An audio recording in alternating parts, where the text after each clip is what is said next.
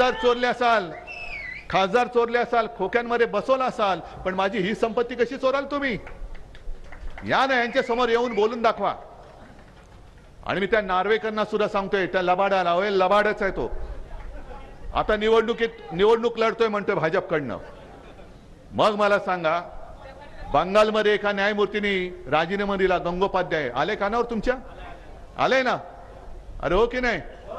नाही नसेल तर नाही सांगा, मी सांगतो. बंगालमध्ये आता निवडणुकीच्या तोंडावरती एक ते गंगोपाध्याय म्हणून न्यायमूर्ती होते, त्यांनी 4 दिवसापूर्वी राजीनामा दिला आणि भारतीय जनता पक्षात प्रवेश करून आता ते लोकसभेची निवडणूक लढतायत. आणि मग आज सामनामध्ये अग्रलेख आहे, काल सुद्धा लोकसत्तेत अग्रलेख होता.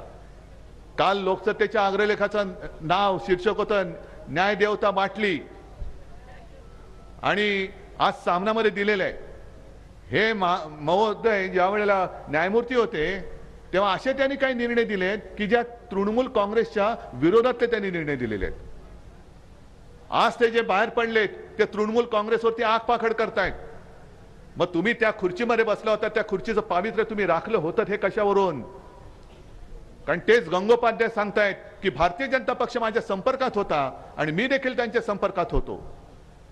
म्हणजे न्यायमूर्ती एखादा निवृत्त झाल्यानंतर त्याला राज्यसभा देणं किंवा राज्यपाल देणं हे चोरी चोरी छुपे छुपे चालत होतं.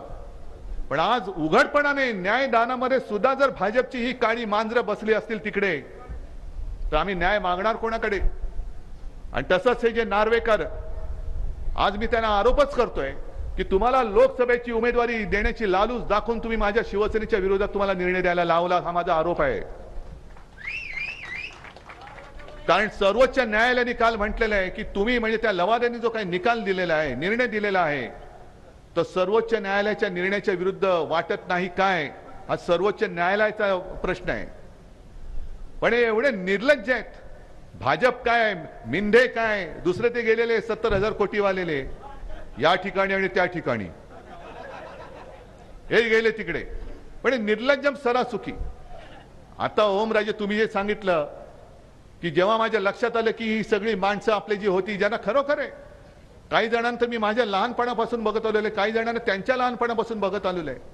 शिवसेना प्रमुखांनी त्यांना भरभरून दिलं, आम्ही त्याला भरभरून दिलं, घरातली कुटुंबियांसारखे त्यांच्याशी मी वागलो. अगदी आदित्य काय, तेजस काय, त्यांना सुद्धा काका काका म्हणून बोलत होते. आम्हाला एक तो धक्का होता की अरे आपला घरातला माणूस एवढा उलटा फिरू शकतो, एवढा उलटा फिरतो, आणखीन मी काय देऊ? एक गोष्ट खरी आहे की माझ्या मनात कधी मुख्यमंत्री पद नव्हतंच, पण परिस्थिती अशी निर्माण झाली की भारतीय जनता पक्षाने आपल्याला दगा दिला, पाठीत वार केला. आणि होय केलाच. मी काल तुळजाभवानीची शपथ घेऊन सांगितलेलं आहे की मी तुळजाभवानीची शपथ घेऊन सांगतो, अमित शहानी हिंदू हृदय सम्राट बाळासाहेबांच्या खोलीत जिथे आम्ही त्याला मंदिर मानतो त्या खोलीमध्ये मला हा शब्द दिला होता आणि त्याच्यानंतर त्यांनी तो शब्द नाकारलेला आहे. आणि त्यांनी दगा दिल्यानंतर, कारण मी बाळासाहेबांना वचन दिलं होतं, मी प्रत्येक वेळेला सांगतो की हिंदू हृदय सम्राट शिवसेना प्रमुख ही ओळख तर मला आहेच, जगाला त्यांची ओळख ती आहेच. पण पहिल्यांदा मी जेव्हा हिंदू हृदय सम्राटांना पाहिलं तेव्हा हिंदू हृदय सम्राट म्हणून नाही पाहिलं, माझे वडील म्हणून त्यांना मी पाहिलेलं आहे. आणि एक माझं पुत्र कर्तव्य म्हणून मी त्यांना सांगितलं होतं त्या शेवटच्या काळामध्ये.